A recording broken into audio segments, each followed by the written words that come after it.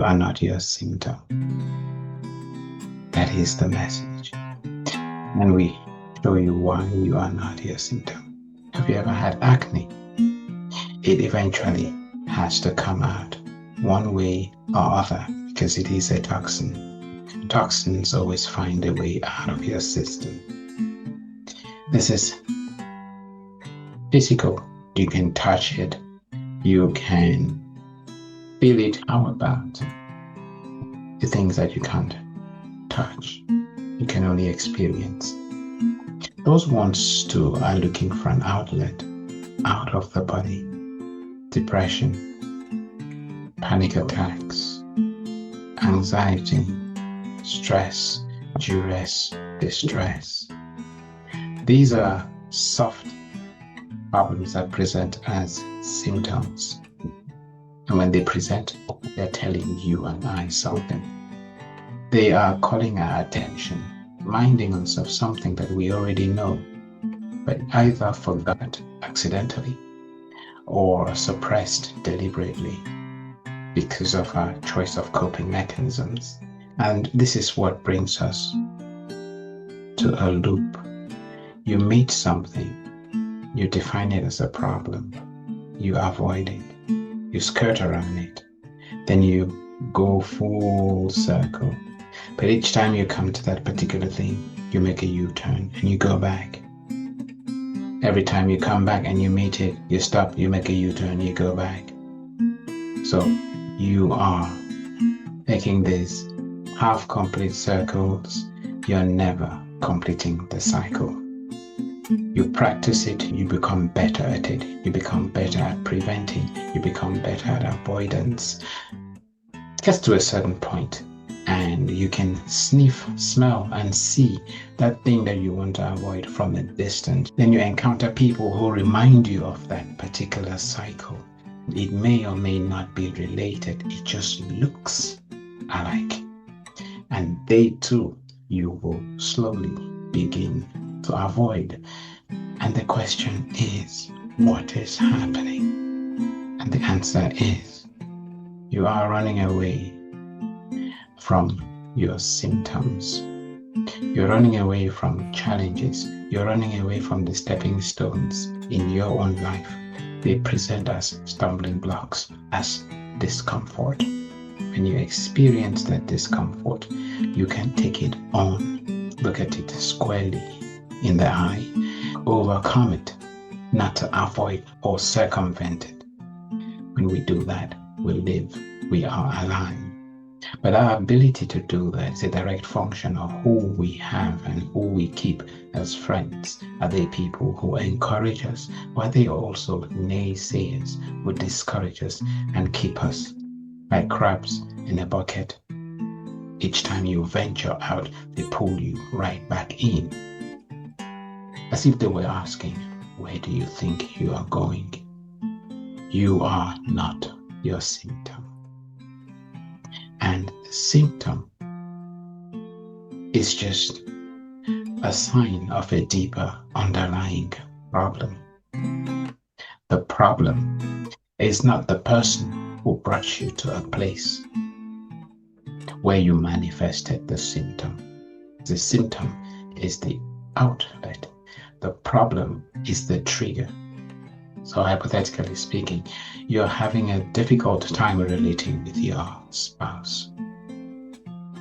You fight all the time.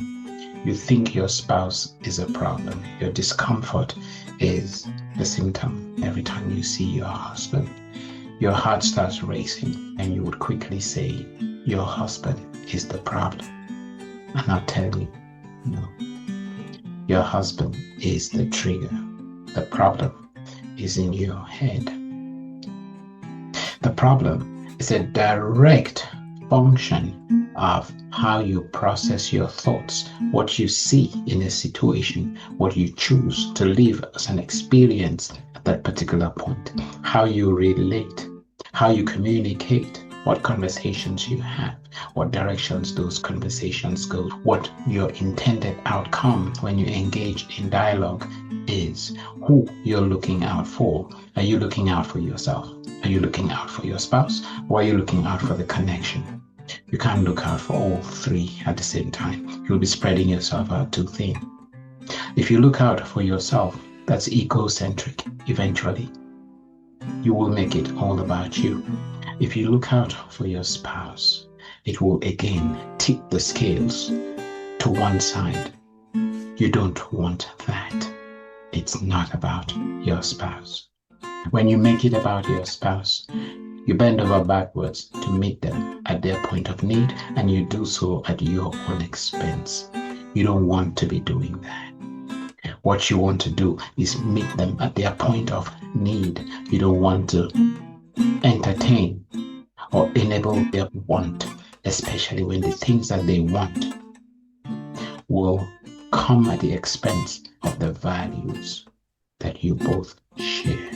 Respect, love, understanding, not resentment, not bitterness, not unforgiveness. So communication, selflessness.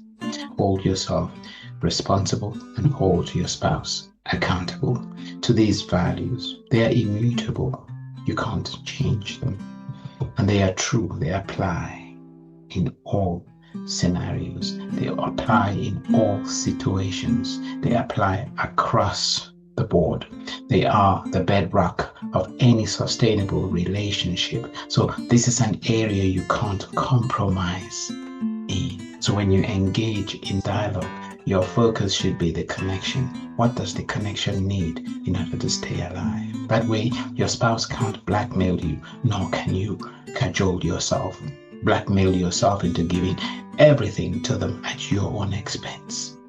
Because there is a part of giving that is withholding, and that is the best gift you can give to someone. When you tell them no, that ability is a gift. Silence is magical. It is power. It's not at all times that you feel the air when it goes quiet, because every now and then two parties need to reflect. They need to introspect.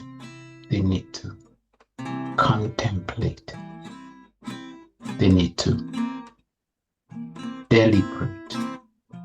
When you play doomsday scenario in your head, that's what's running at the back of your mind. It's a program, and that's what it's attracting. If you tell a child you're stupid, you're a fool, enough, that child will believe you, and they will behave like a fool. They will become stupid. Affirmation does work because you tell yourself something about who you are and you believe that thing, and before long you manifest that thing. That is reality. It means absolutely nothing until you and I give it meaning. That is why we will tell you, you are not your symptom. You are not the problem. You are not your experience. Good, bad, mediocre, or ugly. You are what and who you choose to be. The question is, what choices are you making? If we are talking to you and you like what you just heard, subscribe, meet us on the other side, join our community. We're looking for people like you who can be part of a community so that together we can exchange energies and build synergies. Carry your cross now and come with us. Your cross, by the way, are all the things you make important that are not important at all. That's the cross that you have to carry. Your cross is in fact letting that cross go. Once you do that, you find yourself, you step into your power. You come into the essence of your own presence. There's nothing that beats that. You don't have to believe me. Hit the button. Let that journey begin. We will be each other's bearings. click the button. And yes, it's going to be a journey of your life. There's nothing we do here that we have not lived, led, and experienced. We're not talking about stuff that we've read in books and everything that we've read in books, all those principles, all those theories we have lived and experienced. And so we will be giving you the truth as we have lived it and experienced it, not the truth as we imagine it or hope it would be or anticipate it or have heard about it. It is the truth as we have discerned it.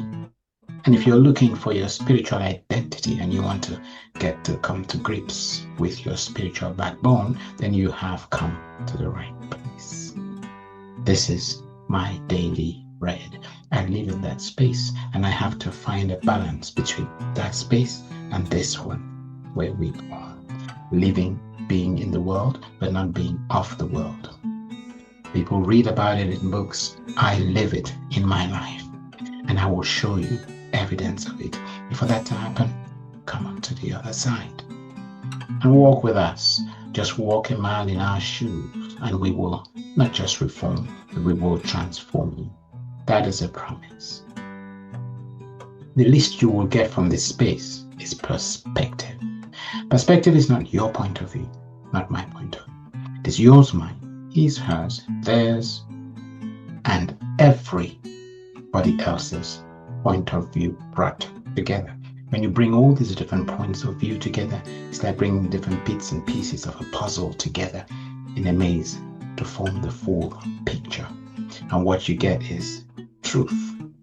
That truth I refer to as perspective, a 360-degree point of view. Irrespective of what you believe, what you think, what you see or thought you saw, irrespective of what I believe, what I perceive, what I imagine, what I hope it ought to or should be.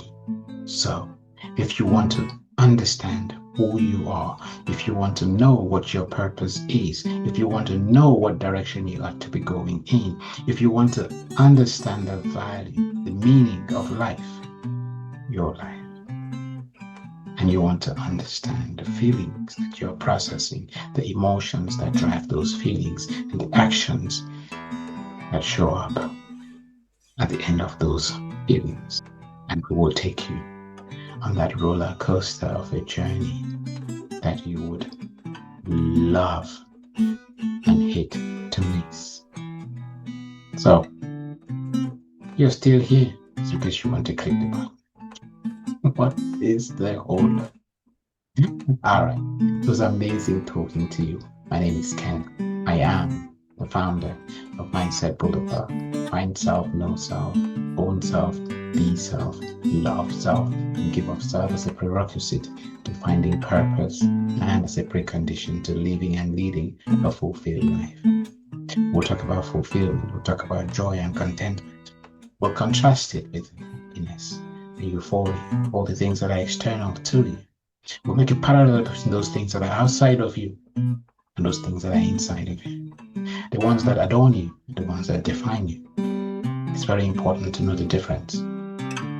Because if we don't, we confuse one with the other, one for the other, and that is a recipe for disaster. So, join us on the other side. Let's begin this journey. See you on the other side. Peace and love.